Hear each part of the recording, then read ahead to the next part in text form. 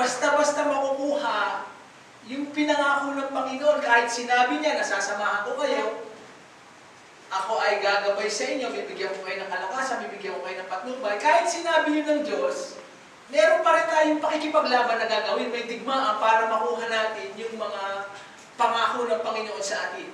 At napakahalaga pong malaman natin na sa pagpasok natin o sa pagpunta natin dun sa promise land, sa mga pangako ng Panginoon, para makamtan natin yung more than enough, yung higit sa sapat-sapat na kasaganan na pinagkakalob sa atin ng Panginoon, napakahalaga pong malaman natin at maunawaan natin yung kalaban natin. Kasi ang mga espiritista, ang mga mangkukulam, mga ngaway, mga sorcery, mga mahika, ay nakakaunawa sila sa realm ng spirit world. Tumatawag sila dyan. Eh kung sila ay nag-aaral, naunawaan nila, naiintindihan ng spiritual world, how much more tayong mga Kristiyano? Kailangan maunawaan natin, malaman natin, maintindihan natin, kung sino yung mga kalaban na haharapin natin kapag pinapasok po natin yung promised land. Okay? Kaya pinamagatan po natin itong 7 giants in the promised land. Pakidagdagan mo nga ng promised land yan, Joy. 7 giants in the promised land. Okay. 7 raw na higante doon sa promised land. Pag sinabing giant, katulad si Goliath, mga mahigit 9-footer yan. Mga lagpas pa po rito. Kasi yung espada ni Goliath, kasing tangkad na ni David, mga ganyan siguro kataas, espada pa lang yan. Kaya napaka-tataas talaga nila, tapos malalaking tao sila, mga higante sila, at makikisig sila, mga warrior sila. Okay, kaya ito po yung, sige, ano muna yung susunod na slide, alam naman nila yan. Basta pamagat mo ng pag-aaralan natin, 7 giants in the promised land. Okay, Deuteronomy chapter 7 verse 1. When the Lord your God brings you into the land you are entering to possess and drives out you many nations, the Hittites, Girgashites, Amorites, Canaanites, Perizzites, Hivites, and Jebusites. 7 nations, larger and stronger than you. Okay? Sabi ng Panginoon, kapag dadalhin na kayo dun sa lupang pangako para ipuposes nyo na, sino-sino po yung 7 kakalabanin nila, yung paaalisin nila, idadrive nila? Mga, sabihin natin, Hittites, Girgashites, Amorites, Canaanites, Perizzites, Hivites, and Jebusites. Biruin mo, 7 nations, larger and stronger than you. Parang Pilipinas, laban sa China, laban sa US, laban sa Russia. Hindi lang sila marami, hindi lang sila makapal, mas malalakas pa. Samantalang itong mga Israelita, mga mahina sila, kulang sila sa sandata, kukunti sila kumpara sa kalaban. Pero ang napakaganda, yung pangako ng Panginoon na sasamahan ko kayo. Okay? At yung mga pangalan sa Bible, may ibig sabihin. Okay? Katulad ng Jesus o Yeshua, ang ibig sabihin niyan ay salvation. Yung Abraham, pinalitan ng Abraham, mula sa pagiging exalted father, yung Abraham, ginawang Abraham, the father of many nations. Yung si Peter naman, si Simon, ay yung parang talahib. Yung parang damo na kapag hinangin kung saan lang pumupunta. Yung pinalitan ng pangalan ni Simon, ginawa siyang Peter. Ang ibig sabihin ng Peter ay rock, bato. Na habang sinasalpok ng malalakas na alon, lalong tumitigas, lalong lumalaki, lalong kumakapal, lalong tumitibay. Yung sakay, ang ibig sabihin niyan ay pure. Kaya Okay? At si Isaac, ang ibig sabihin niyan ay latter. Kasi si Sarah ay tumawa nung sinabi ng Diyos siya ay magkakaanak. Si Moises, ang ibig sabihin ng pangalan niya ay draw from the water.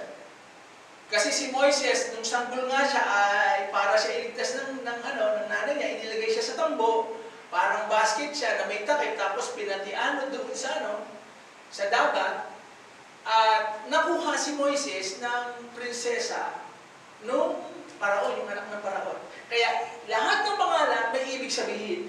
Kaya sinerge po natin, pinag-aralan po natin kung ano ibig sabihin ng mga 7 pangalan nito ng mga higanting ito para mas lalo pa natin silang makilala.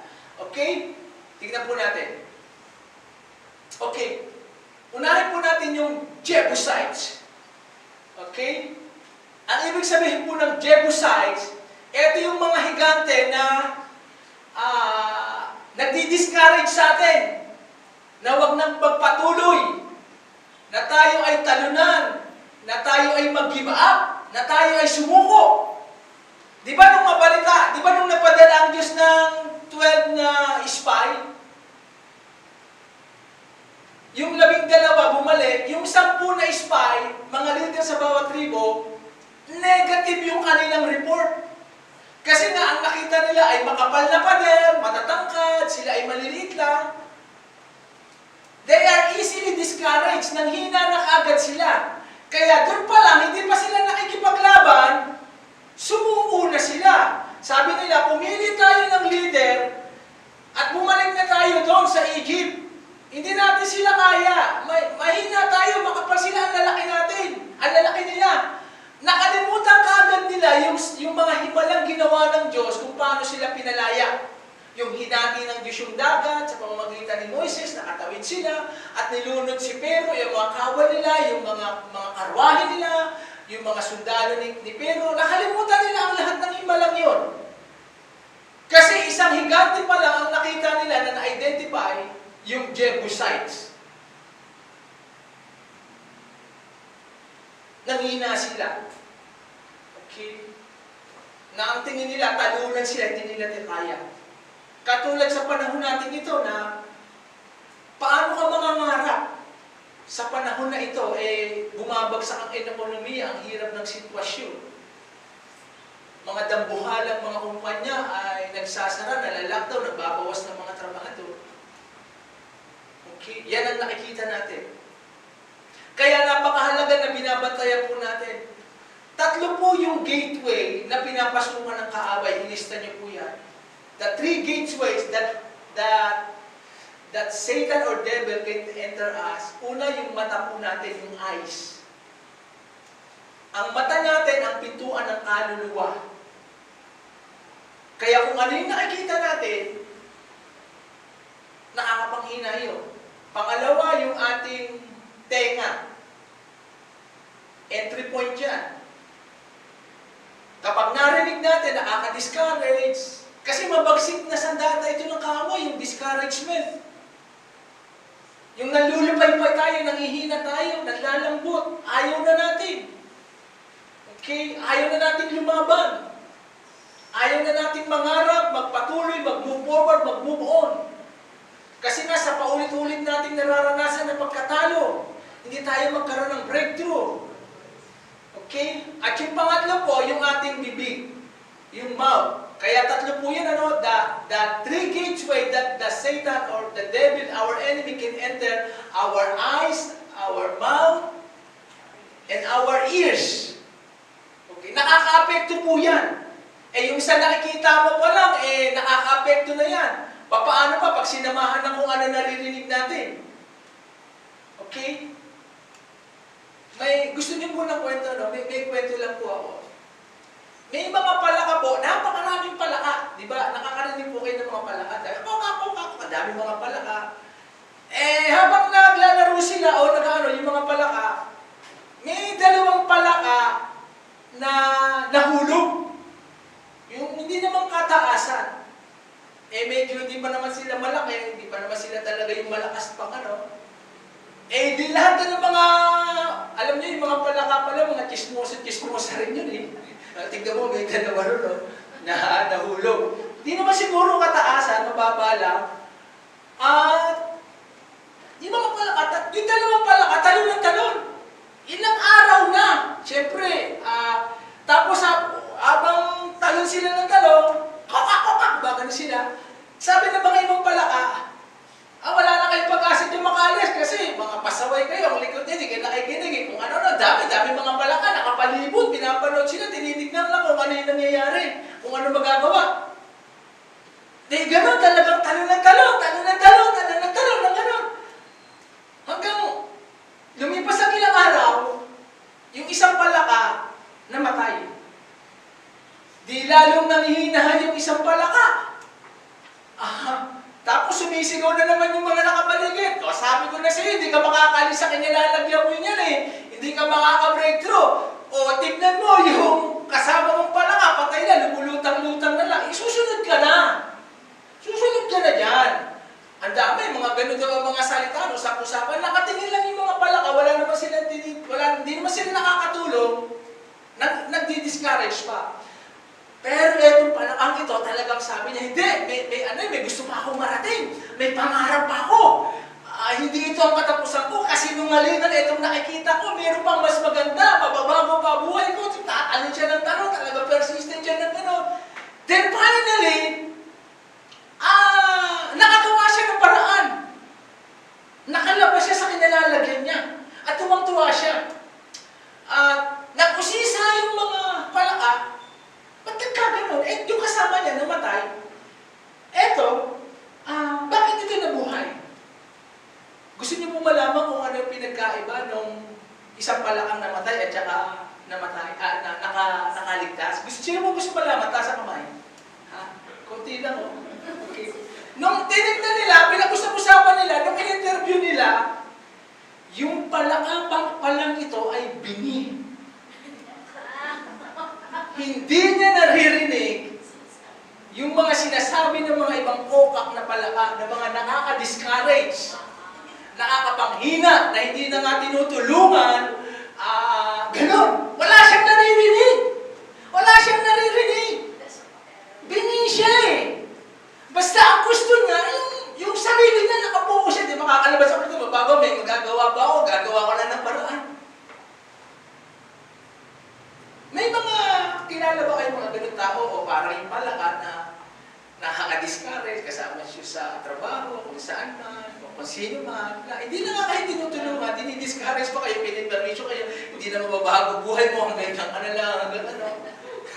may na-encounter po kayo gano'n. Yung po yung Jebusites. Amen! Yung espiritu ng Jebusites yun na walang ginawa kung hindi ka i-discourage. Lockdown ngayon. Mahirap kayo mangarap. Hanggang dyan ka na lang, hindi kayo mababago. Ganon ka na lang. Ganon, mga ano yan, mga Jebusite spirit yan. Kaya dapat ililista niyo po ito, tatandaan niyo po ito. Kasi mahirap ma-recognize. Espiritu yan na ginagamit ng kaaway. And even kahit si Elijah, na nagpababa ng apoy doon sa Mount Carmel, boses lang ni Jezebel na gusto siyang patayin, nagtatatakbo si Elijah, at gusto niya nang magpakamatay. Buti hindi sinagot ng Panginoon. Kaya lang, pinalitan na siya. Kailangan niya na successor kasi discouraged na siya. Kaya isang higante yan. Okay? Na kinakaharap natin. Amen? Nakukuha mo ba natin? Kaya dapat, kapag may nakikita po kayo, naririnig po kayong mga ganyan, wala akong naririnig. Hindi kita naririnig. Bingi ako dyan. Isa lang ang naririnig ko. Yung pangako ng Diyos. Yung pinagagawa ng Panginoon. Kaya di ba napakahalaga yung mga pinakikinggan natin? Lalo na yung ganyan sa mga social media. Di ba? Kasi diyan pumapasok ang espiritu, kung ano yung nandiyan, papasok sa iyo, entry point. Wala kang magagawa, tanggap ka lang ng tanggap, nire-release siya, pinapakawala siya. Mga espiritu yan eh. Tignan niyo sa TV, ano lang mga binabalita dyan, kung ilan na namatay, ilang nabangga, may nagahasa, may nalibing, corruption. Mga Jebus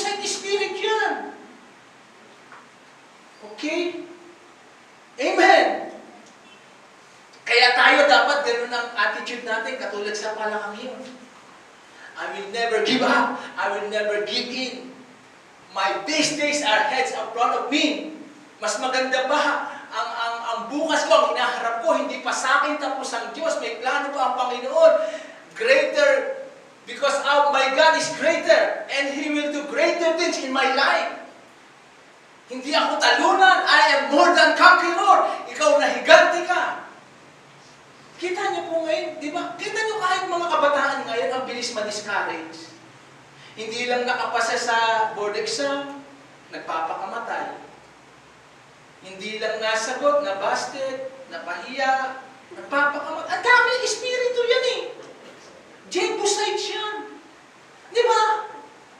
Nakuha mo ba natin? Tapos sinasamahan mo ba mga negative na tao? Oh. Na hindi naman sila nakakatulong sa iyo. Ang inaano sa iyo, para ka manghina, manlambot, hindi ka malupaypay, hindi ka na ginadala, papalapit sa Diyos at sa iyong mga pangarap. Higanti po yan. At hindi nga natin basta makukuha sa lakas natin yan, kaya kailangan nga natin yan yung malalim na pag-aayuno at pag-aaral ng salita ng Panginoon. Kaya pala sinabi ng Diyos kay Joshua, Joshua 1:8, verse 8 and 9, meditate the book of the law day and night. Day and night. Para magawa mo yung nasusulat doon sa ganon, giginhawa ka at magtatagumpay ka. Kasi alam ng Diyos yan eh. Nakakarahipin nila Joshua, mga higante, makapal, mas malalakas, may mga sandata. Eh sila mahihina, galing sa alipin yung mga mindset nila. Hindi sila sanay, hindi sila train, hindi sila mga warrior. Ang tinatanggap nila kahit mga lugaw lang na pagkain, mga hataw, bilad sa araw, paano nila lalabanan yun? Ang tanging kalakasan nila ay yung i-meditate yung salita ng Panginoon at yung mga bagay na ginawa ng Diyos sa kanilang buhay. Kasi kapag tinitignan nila yung mga higanting yun, kita niyo po, no? Sa 12, 10 yung nag-negative, na hindi pa nakikipaglaban, gusto nang bumalik sa Egypt. 2 lang. Ang gusto talagang pasukin na promise na si Joshua at saka si Caleb. Okay? Amen. Tignan natin sa susunod na slides. Okay. Ano ba yung mga symptoms? Di ba yung COVID may symptoms din, ano? Kung may positive ka, di ba, nilalagnat, hirap huminga. Okay. May mga symptoms yung mga taong nadi-discourage na. Okay? Ito yung iiwasan natin, yung aimlessness. Yung loss of vision and purpose. Parang ang buhay natin ay kakain na lang ako, matutulog, magpapahinga. Wala na yung vision natin. Hindi na tayo nakatanaw dun sa future natin. Wala na tayong sigla. Kaya hindi tayo excited na gumising ng maaga.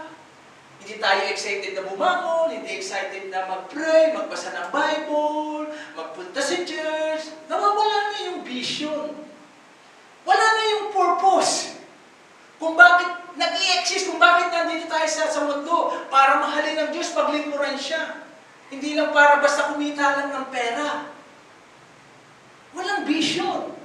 Kaya nga tayo, di ba, gusto natin i-challenge ang ating mga sarili, kahit ako rin.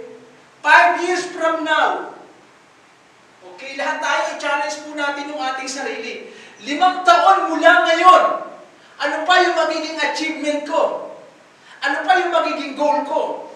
Ano pa yung mararating ko? Ano pa yung magagawa ko? Kaya nga sa bawat araw ay pinapahalagahan natin. Wala tayong oras na sinasayang. Kasi meron tayong vision, meron pa tayong purpose, may gusto pa tayong magagawa. Okay? Letter B, hopelessness. Feeling trapped. Yung para bang wala ng pag-asa eh. Kaya nga ang ganda nung nabigay si AA ng manok at saka hotdog. May nakalagay doon eh. Habang nabubuhay, malaki pa ang pag-asa. AA at Bicula. Di ba napakaganda yun? May kasamang manok at saka hotdog. Doon ako na-touch, hindi sa manok at saka sa hotdog, yung sa sulat na gano'n eh. Habang nabubuhay, malaki pa ang pag-asa. Okay? Diba? Kasi yung iba talaga, ang dami po sa Malaysia, ang daming kabataan nagpapakamatay. Kahit mga milyonaryo, nawawalan sila ng pag-asa. Kasi hindi nga lang sa pera o sa kayamanan o sa ari-ari, ano kasikatan, nakukuha yung satisfaction eh. Kung hindi sa Panginoong Hesus lang, siya lang yung makakapagpuno ng emptiness ng ating puso, ng tunay na agalakan, yung tinatawag na the joy of the Lord is my strength. Eh nawawala na ng pag-asa yung trap. Hanggang dito na lang ba ako? Walang breakthrough. Parang ang hirap akyatin. Okay? Parang gusto kong umabante, yung hangin ay pasalungat sa akin, yung alon, yung agos, hindi ko magawa. At hindi natin makukuha sa sarili nating lakas yan. Kaya talaga kailangan tayo yung malalim na disiplina, yung pananalangin at pag-aayuno, yung pagbababad sa presence ng Panginoon at yung pag-aaral sa salita ng Panginoon. Okay? Letter C, negativity and pessimism. Okay. Yung optimistic kasi, nakakakita ng opportunity. Yung pessimism, kahit maganda, lagi niya nakikita yung pangit. Wala siya nakikitang maganda. Okay? Yan yung mga taong laging negative, ang laging nakikita, yung mga pangit, yung hindi nagagawa ka, mga negative na eh. Katulad ng Israelita, hindi nila nakita na tuwing umaga, paglabas nila sa tent, may pugo, may mana, sa tubig naman, di sila nagkukulang, tapos may haliging ulap, dahil madilim, may apoy, para makita nila, may tanglaw, yung presence ng Panginoon nasa kanila. Eh, puro sila laging negative. Puro sila reklamo. Wala kulang sila sa pasasalamat. Kaya, ito po yung isang sign na ang isang tao sinasalakay ng Jebusites. Tignan niyo po yung katabi niyo. Okay, nakakaranas po ba kayo ng ganyan? Lahat po tayo nakakaranas ng ganyan. Katotohanan po yan, it is a reality sa buhay. Lalo na araw-araw, paulit-ulit na sitwasyon. Okay? Mga Jebusites yan, na parang ang hirap, hindi tayo maka-breakthrough.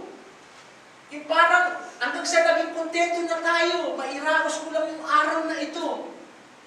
Hindi na tayo nangangarap ng mas malaki, ng mas mataas. Hindi natin nagagawa ang purpose natin. Kasi nga, napakabagsik ng discouragement. Mga nakaka-discourage. Yung paulit-ulit na pangyayari. Walang katapusan. Okay? Kaya, doon pa lang, naninindak na ang kaaway.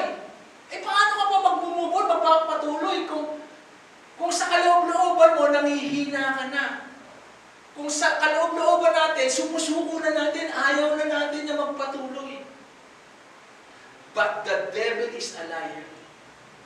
Okay? May mas magandang bukas pa na inilalaan sa atin ng Panginoon. Kaya nga napakalaga yung tayo mismo, pinapalakas natin ang ating sarili, tayo ay nagpapalakasan. Okay? Amen? Next. Failure. Di po ba? Isang sintomas yan, yung tayo ay nag-fail. O yung iba naman, ayaw magsimula ng isang bagay kasi natatakot yung fear of failure, ayaw na magkamali. Wala pong naging matagumpay na negosyante, naging achiever, naging success. Lahat po yan may pinagdaan na failure. Si Thomas Edison na lang, ilang libo, more than 1,000 na nagkamali siya sa pag-invento para makakawa ng ilaw. Pero hindi niya tinitignan yun na failure. It is a learning lesson. Okay? Si KFC, yung Kentucky Fried Chicken, na-reject si Colonel Sanders ng 1,009. Walang naniniwala sa recipe niya. Sa niluluto niya, na nakatira siya sa loob ng kotse niya, nandoon yung kawali, sandok, mga manok, mga opisin, mga folder niya, mga damit niya, lahat nandoon. Pumupunta siya sa iba't ibang lugar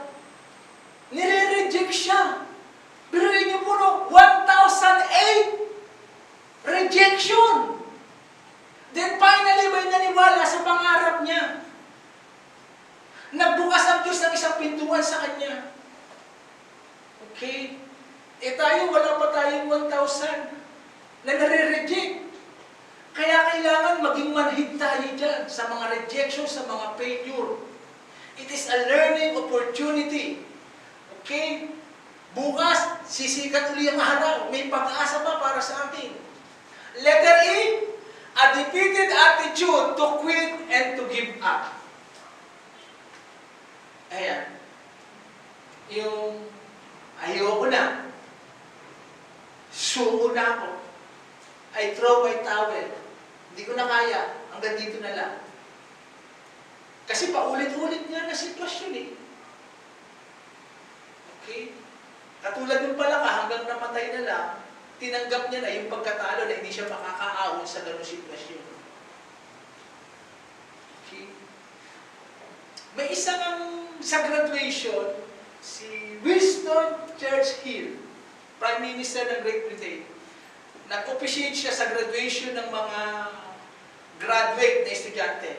Ang haba ng speech niya, ang labi niya lang sinabi, never give up, never give in, never give up, never give in, never give up, never give in, never give up, never give in, hanggang matapos yung message niya. Sa ceremony niya iyon, yun lang ang sinabi niya. Kasi ang sabi niya, sa paghahanap niyo ng trabaho, sa pag-apply ninyo, sa paggawa niyo ng pangarap niyo, makakasagupa kayo dyan ng mga ibang sitwasyon para kayo manghina, hindi na magpatuloy, manlambot. Pero ito nga ang tagubilin ko sa inyo, never give up, never give in, never quit. Amen! Amen! Huwag tayong susuko. Okay? Hallelujah! Amen! Next. Ngayon, paano natin matatalo etong Jebusites? Kasi tinitignan natin yung problema, yung gigante, tignan naman natin in the line of the Word of God, sa liwanag ng Diyos, kung paano natalo yung Jebusites na yan. Okay? David had said, whoever leads the attack on the Jebusites will become commander-in-chief. Joab, son of Zeruiah, went up first, and so he is received the command. Okay? Sabi ni David, ito yung kakalaban nila ni Jebusites eh. Sabi niya, kung sino man ang makakatalo sa Jebusites na yan, ito yung katimpala ko. Kasi alam niyo ni David, kasi nung natalo niya bago niya labanan si Goliath, may nagbubulong-bulungan doon, narinig ni David, yung makakatalo kay Goliath, may 3 reward ang hari, si Haring Saul. Mapapangasawa yung anak, yung prinsesa, bibigyan ng pera, at hindi nabubuhisan. Kaya na-motivate doon si David. Kaya ito rin yung motivation niya sa mga sundalo niya. Sabi niya, kung sino man ang aatake, lalaban dito, sa Jebusites na ito, siya yung gagawin kong commander-in-chief. Kumbaga sa sundalo, kaya sa PNP, siya yung pinakamataas, pinaka-leader, parang general, 5-star general. Si Joab, matapang siya, full of courage, at saka very strong siya, at saka warrior siya, at saka loyal siya sa kay David. Siya yung namuna. Siya yung namuna. Amen? At natalo nila yung Jebusites. Kaya, yung sasama po sa pananalangin at pag-aayunong, yung tayo ay magpapakalalim sa Panginoon, yan po ang makakatanggap ng promotion, ng increase, ng multiplication, ng breakthrough sa taong ito. Amen! Kung hindi tayo susuko, kung hindi aatakihin natin, lalabanan natin yung mga nang-discourage sa atin, yung mga espiritong yan, sa pamamagitan po ng personal na relasyon natin sa Diyos, ng pananalangin at pag-aayuno. Pinapalakpakan po yan. Yung palakpakan na matagumpay na hindi po nag-discourage. Samahan natin ang sigaw ng hallelujah! Natin. Okay? Gergesites. Parang kala mo pagkain ito ng halaman eh. Gergesites. Means to compromise. Okay? To compromise. Yung makipag-compromise. Tignan natin sa susunod na slide. Okay? Hindi lang nailagay dyan. Si Joshua kasi habang nakikipaglaban, may isang mga tribe, yung Amorites, na dahil sa takot nila, napadating sila Joshua, sabi nila, magpanggap tayong diyan lang tayo nakatira at mag-ano tayo parang alipin at nakipag-compromise sila kay Joshua. O sige, sabi ni Joshua, kung hindi kayo kalaban namin, sumama na kayo, pero ito yung regulasyon. Pero hindi pala alam nila Joshua, kalaban yun na nag-disguise, nag-compromise si Joshua. At dahil nga nakipagsundo na, may covenant na, hindi na nila pwedeng patayin. Okay? Nagko-compromise. Okay? Number 3, Kaanites. Tama po ba? Kaanites. Okay. Means materialism. Okay? Ito yung espiritu naman ng materialism o maging greedy. Maging sakim. Tignan pa natin sa susunod na slide. Okay? Ano po yung mga halimbawa na nagwawasak at nakaka-distract yung sanhi ng Kaananite spirit? Okay? Sa Joshua chapter 7, si Akan kasi may kinuha na mga gamit, na mga damit, na mga ginto, at tinago niya sa ilalim ng tent na tinutuluyan nila. Ang sabi kasi ng Diyos, sa unang digmaan, sabi nila, diyan sa Jericho, first fruit ninyo, wala kayong kukunin dyan. I-honor nyo, walang kukuha sa inyo. First fruit, unang digmaan ninyo, unang battle, wala kayong kukunin dyan. Huwag kayong matutokso dyan. Eto pa naman si Akan, isa itong Levita o Juda, na potensyal na maging successor ni Joshua. Pero dahil nga yung sa espiritu ng materialism, yung hindi pinakukuha sa kanya ng Diyos, akala niya walang nakakita sa kanya, kinuha niya. Okay. Si Akan, gusto niyang maging Babylonian. Ito namang si Rahab na prostitute, gustong maging Israelita. Nagkabaliktad ang sitwasyon. Kasi nga, yun ang nakita eh. Doon siya na-trap. Yung mga bagay na hindi dapat kunin. Okay? Sino pa? Dahil sa 30 pilak, etong si Judas, nagawa niyang ipagkanulo ang Panginoon. Biruin mo, no, yung kasama ni Jesus, kasama ni Judas si Jesus, nakakagawa ng himala, nakakapagpalayas ng demonyo, pinagkakatibalaan ni Jesus. Si Judas lang ang may pinag-aralan sa 12 apostol. Siya lang yung city boy, educated. Yung iba, sila Peter, sila Andrew, mga mangingisdaya sa Galilee lumaki. Siya lang yung may pinag-aralan. Pero dahil nga sa espiritu ng materialism, dahil sa 30 pilak, natukso si Judas na ipagkanulo si ang Panginoon. Kaya nagsumbong siya sa Romano. Sabi niya, kung sino yung hahalikan ko, yun ang dakpin ninyo. Kaya nga doon sa Gethsemane, sabi ni Jesus, o sige, Judas, gawin mo na yung dapat mong gawin. Alam ni Jesus, hahalikan siya. May kakilala po ba kayong ganyan? Ha? May naghudas na po ba sa inyo? Okay, may darating. Kung wala pa po kayong nararanasan na may maghuhudas sa inyo, darating po yan. Okay? Okay. Amen. Number 3, si Ananias at si Sapphira sa Book of Acts yan, na nagsinungaling sila doon sa pinagbilihan ng kanilang lupa. Dinaya nila. Una dyan yung asawa si Ananias, nabuwal. Tapos maya-maya naman dumating si Sapphira, nanginig sila at bumulagta nila. Okay, kaya yung spirit of materialism, okay, na dahil sa paghahangad natin, halimbawa na kumita ng pera, napapalayo naman ang relasyon natin sa Panginoon. Okay? Na mas napapahalagahan yung ibang bagay. Okay? Espiritu po yan. Kung hindi tayo kayang hilahin ng kaaway pababa, hihilahin niya naman tayo pataas. Yun yung Canaanite spirit. Okay? Ang dami pong ganyan, yung lalo na yung nagturo nga sa amin sa Malaysia, meron kasi silang credit card. Ang daming credit card nila, swipe sila ng swipe. Hanggang sa nabahon sila ng nabahon sa pagkakautang.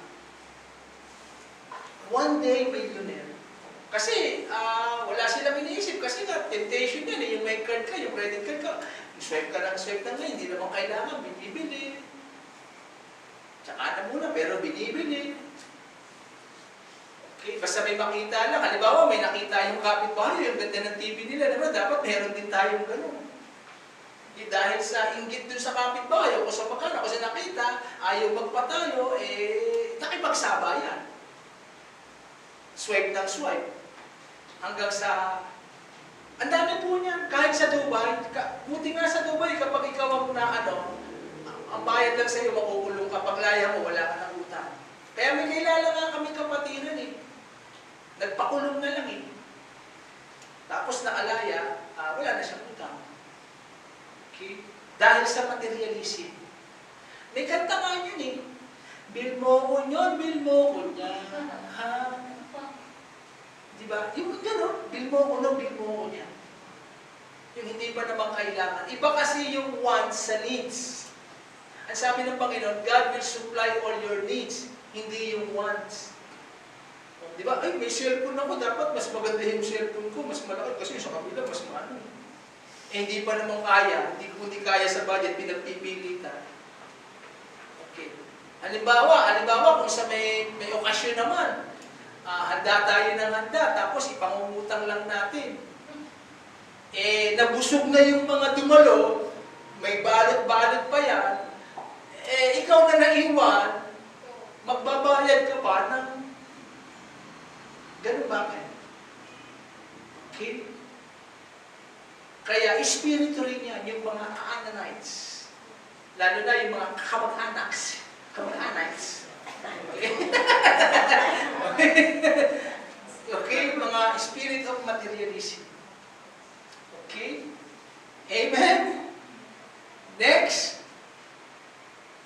And even si Jesus, habang siya ay katatapos niya ng manalangin at mag-ayuno.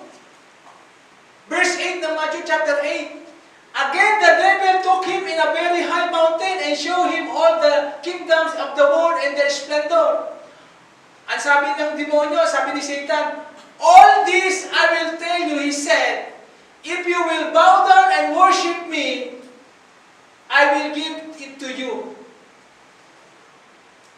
Jesus said to him, away from me, Satan, for it is written, worship the Lord your God and serve him only. Then the devil left him and angels came and attended him. Hindi ito magiging tukso kung hindi totoo. Kasi si Satan naman talaga ang Diyos ng sanlibutan ito, yung small g. Sa 2 Corinthians chapter 4, verse 4, Satan is the God of this world. Kaya tinim niya ang Panginoon, sabi niya, dinala siya sa mataas na bundok, pinakita sa kanya lahat. Sabi niya, lahat ng kaharian ito, lahat nandito sa mundo. Ibibigay ko sa iyo kung luluhod ka lang at sasambahin mo ako. Kaya nga yung mga ibang mga sisikat na sila Madonna, sila Michael Jackson, binenta yung kaluluwa nila kay Satan para maging tanyag lang sila, para maging hit yung mga kanta nila. Pero si Jesus ang sabi niya, hindi. Ang Diyos lamang ang sambahin mo at paglingkuran mo siya.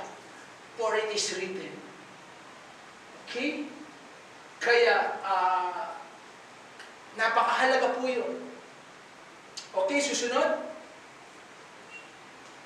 Number 4, pakisigaw niyo po. hita. Akala nyo, Hittites. Hittites, sabihin natin, Hittites. Okay, means fear. Ito po yung hangin na umiihip ngayon dahil sa COVID. Yung takot. Okay? Yung takot. At lahat tayo may kinakatakutan. Di ba? Takot sa patay, takot sa daga, takot sa bulate, takot sa dilim, takot sa mataas. Ang dami tayong kinakatakutan. Espiritu yun eh. Takot na ma-reject, takot na mapahiya, takot na pagtawanan. Ang dami natin. Okay. Yung asawa, takot sa babae, ang tawag doon, hindi yakusa, takusa. Okay? Hittites, mga pangyayari sa ating buhay na nakakatakot. Okay. Tignan po natin ang ibig sabihin pa niya. Okay? Ano naman ang mga karakteristik ng espiritu ito? Ito yung espiritu na nagdadala para tayo mag-alala, mag-worry, at magkaroon ng anxiety. Okay? Yung nag-worry. Di ba constant yan? Yung tayo ay nag-aalala, nag-aagam-agam, at ang espiritu niyan ay pinapadala sa atin na parang tayo ay patatabunan, parang tayo malulunod, ang dami kong pangangailangan, ang daming babayarin, tapos ito pa yung sumusunod. Kaya nga sabi sa Philippians chapter 4 verse 6, huwag kayong mag-alala sa lahat ng bagay, kundi ipagpasalamat ng Diyos, ipanalangin ninyo.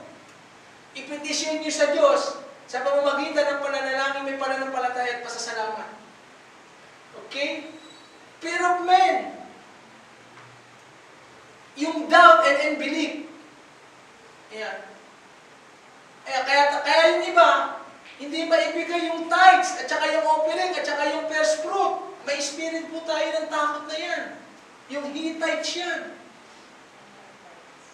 Na natatakot tayo, nagdududa tayo sa pangako ng Diyos na bubuksan niya yung langit at ibubuhos ang ulan. Yung first fruit, natatakot tayong ibigay kasi nga baka hindi gawin ng Diyos, baka sumablay. Baka katang-isip lang yan. Kaya hindi natin mararanasan yung overflowing. Iyan po yung umatake sa atin. Tapos titingin tayo dun sa mga pangangailangan natin sa babayarin. Ang tingin natin, lulubog tayo para hindi totoo ang salita ng Panginoon.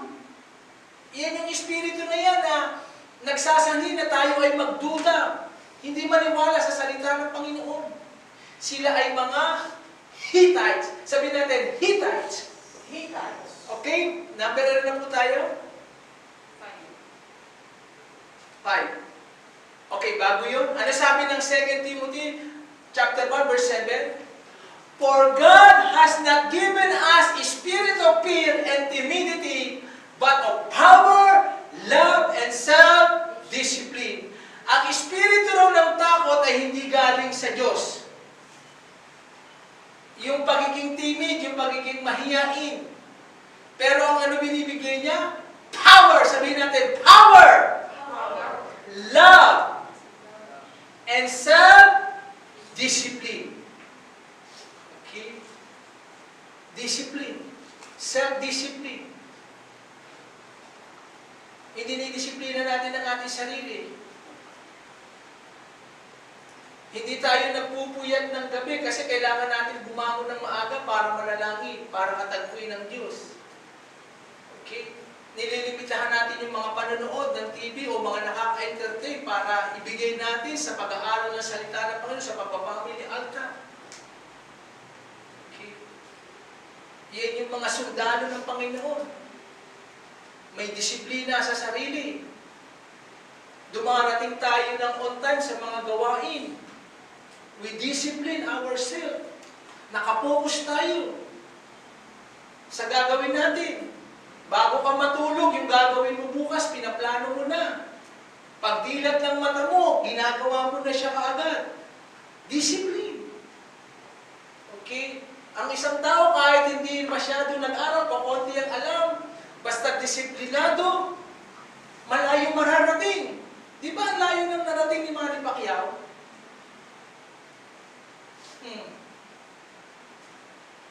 Yan yung mga bagay na yan na kailangan natin. Yung self-discipline. Next. Number 5. Parasites. Ito yung mga espiritu ng lust, ng immorality. Kaya kita niyo po sa bawat bansa ngayon, sa Amerika, yung tatakbong ang president sa November election nila, pinapahintulutan nila yung isang kandidato ron, papahintulutan niya yung abortion, tsaka yung same-sex marriage. Okay? Yung mga lust. Di ba dyan bumagsak si Samson? Dahil pinagbabawalang huwag tumabi kay Delilah si Samson naman ang tigas ng ulo. Hindi, kaya ko yan. No weapon formed against me. Okay? Kita niyo po ngayon kahit sa mga billboard, sa mga kalendaryo, yung mga lust, tapos yung mga mapapanood ngayon, sa mga YouTube, sa mga internet, na walang pinipili yan, kahit kabataan ka, kahit matanda ka, walang pinipili yan. Espiritu yan Ang target dyan ng kaaway ay papanghinain tayo, wasakin ang pamilya, ang samahan ng mag-asawa, mawala ng kapayapaan. Kapag yan yung laging nakatitig tayo, umakarga sa atin. Lalo na ngayon, napakadali na lang magkasala, may cellphone ka lang, magkukulong ka lang sa kwarto mo, magagawa mo na lahat ng kasalanan. Pinapapak ng kaaway. Siyempre, kapag may karga yung isang taong yan, ang bigat ng espiritu niyan, walang sigla. Nasa kasalanan Spirit of lust. Okay? Kaya nga sabi ko nga, yung mata natin, isa sa gateway. Kung ano yung napapanood natin. Okay? At minsan, nagiging addicted yan. Hinahanap kasi flesh yan Lust yan. Okay? Kita niyo po, dumadami ngayon kahit sa ang bansa ngayon, dumadami ang divorce, ang hiwalaya, kahit may artista. Meron nga pinalabas kay Corina Sanchez, nagkinasal lang umaga, nung gabi, naghiwalay na. Hindi nga yung event, iba nagpapakasal habang nagpaparakit, isa sa underwater, may mga proposal pa niya, ang gandang William Meremy, ang gaganda pa ng mga ganyan. Pero all of the sudden, yung espiritu ng lust. Kita niyo bakit ang bilis dumami ngayon ng mga tomboy at saka mga bakla? Hello? Ang dami. Okay? Yan yung espiritu na yan. At si David ay natisod rin yan. Dahil isang araw, isang hapon, umakyat siya sa bubungan, nakikita niya si Delilah, nagpupunas ng panty niya o head and shoulder, yung head and shoulder, o ano ba yun, yung sunsilk. Okay.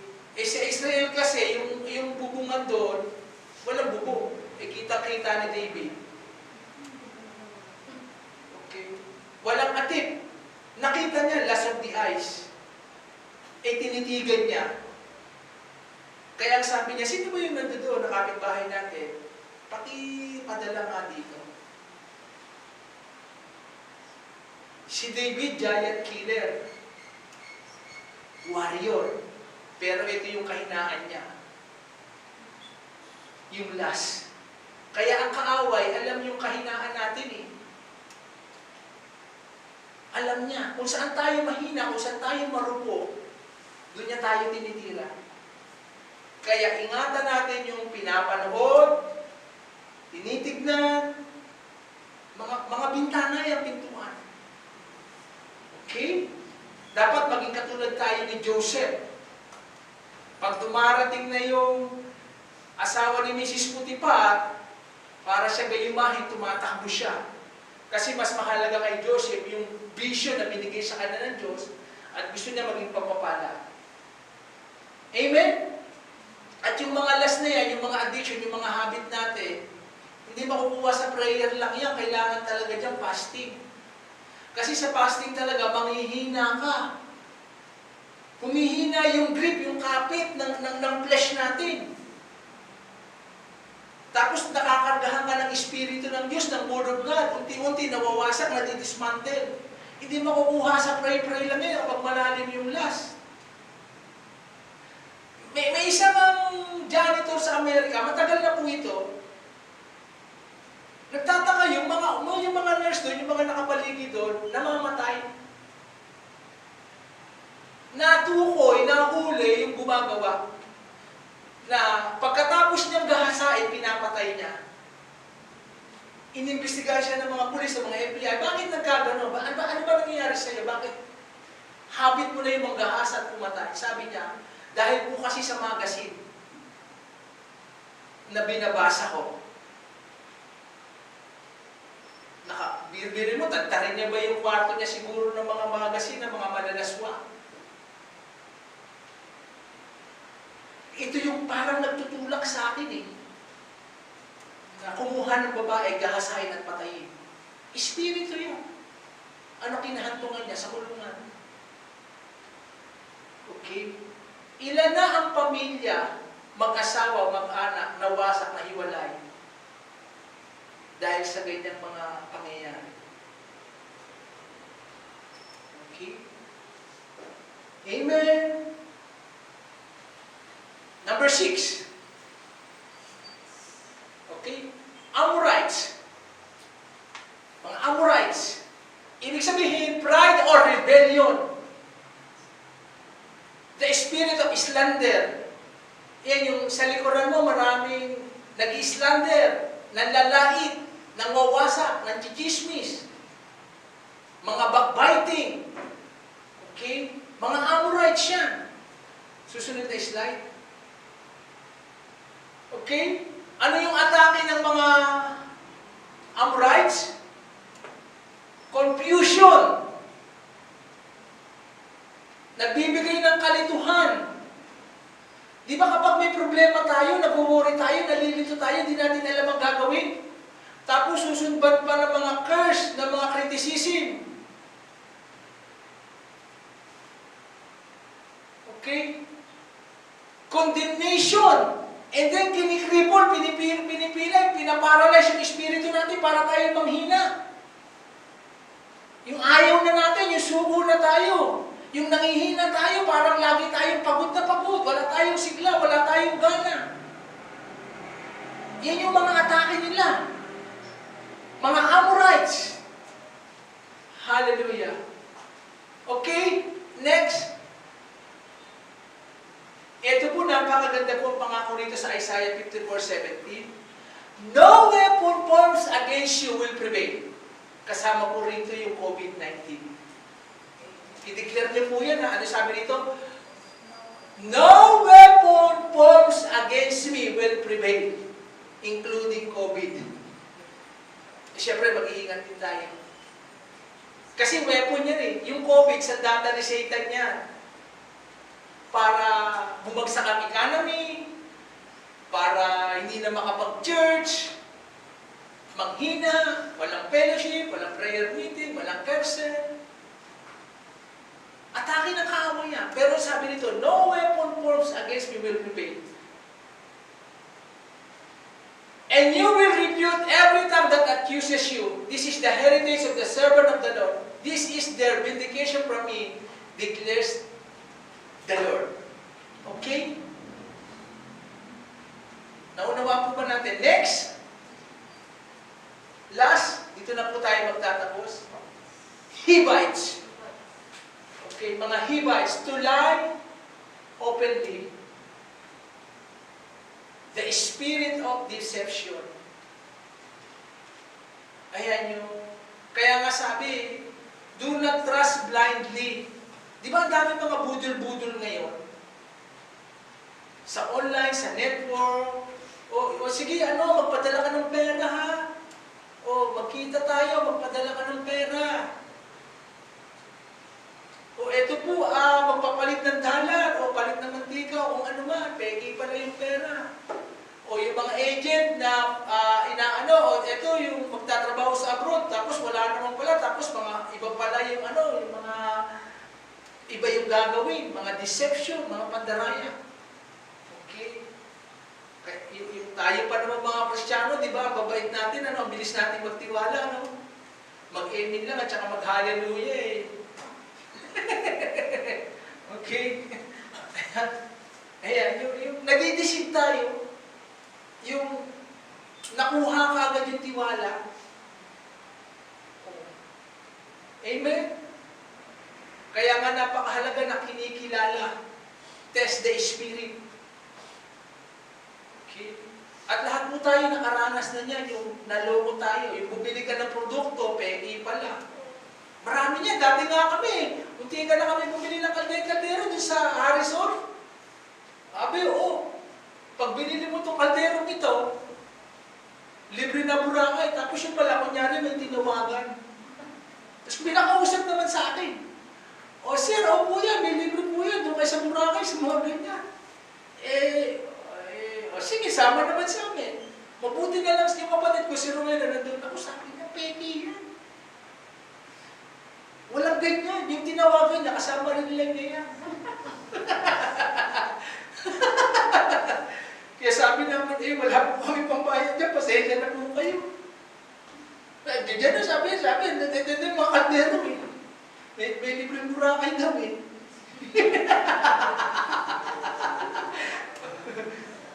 Di ba yung ganyan na, yung nadidili tayo ng pagkakatiwalaan, yung mga Kristiyano kasi mabait, maunawain, mapagmahal, dahil magtiwala. Pag sinabi na, yung iba nga, namamalimos. Sabi niya, namamalimos, kumakato. Bulag. Pag bili doon, pag alis doon, hindi pala bulag, naninigarilyo. Di ba marami? Di ba yung iba lang, hindi naman masama ulit tumulong. Yung iba, lalaki ng katawan, babae, nangyayin ng tulong. Sabi ko, ate, mas malakas pa kayo sa akin. Di ba? Kita mo yung mga iba nakakatanggap ng ayuda, hindi binili ng drugs, nagsabong, nagsuga. Okay? Mga deception. Okay? Hallelujah.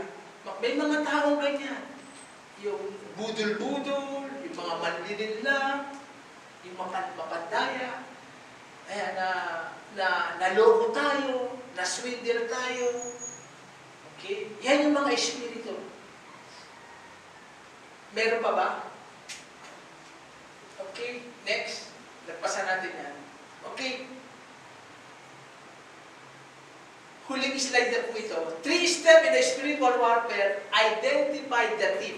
Ngayon po, in-identify natin, tinukoy natin, pinag-aral natin kung sino yung mga espiritong kalaban natin. Okay? And then, attack the spirit of lack of delay. And then, demand restoration. Kailangan nating atakihin yun. Okay? Yung kaya tayo mananalangin at mag-aayuno. Mga stronghold yan eh. Ang Diyos gusto tayong i-bless, pagpalain. Sagutin ang mga pananalangin natin. Maranasan natin yung promise land, yung more than enough. Pero kung nakaupo lang tayo, wala tayong gagawin, hindi tayo umaatake, hindi natin makukuha yan. And then, demand restoration. Hallelujah. May isa pa yata itong verse. Ang ganda po kasi nito yung demand restoration. Ang sabi but if he is caught, we must pay back 7 times what he stole, even if he has to sell everything in his house. Kapag nahuli raw natin, nasukol yung kaaway, dapat siyang magbayad, ibalik ng 7 beses. Kung ano man ang ninakaw niya sa atin, bitawan niya, ibalik niya. Ilang beses po? 7 times. Gusto po ba natin yun? Na etong taon na ito, ang daming ninakaw sa atin, ang daming naptang nawala ngayong 2020. Ibabalik niya ng 7 beses. Hello? Pero mo kung nawala sa iyo 70 pesos, magkano ibabalik? Ha? Magkano po? Kung 100 pesos na lang, mas madali ko ito. Kung 100 pesos na wala sa iyo, magkano ibabalik? 7. Ha? 700! Hello? Nakukuha mo ba natin? Pinangako yan ng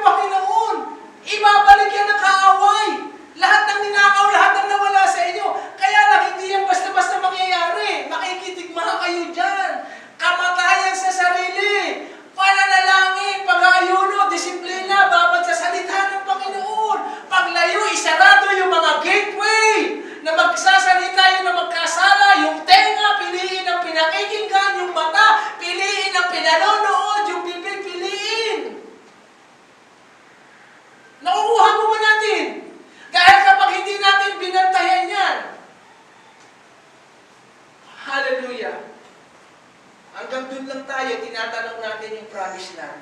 At natutuwa po ako na nag-a-arise po tayo. Tumayo po tayong lahat.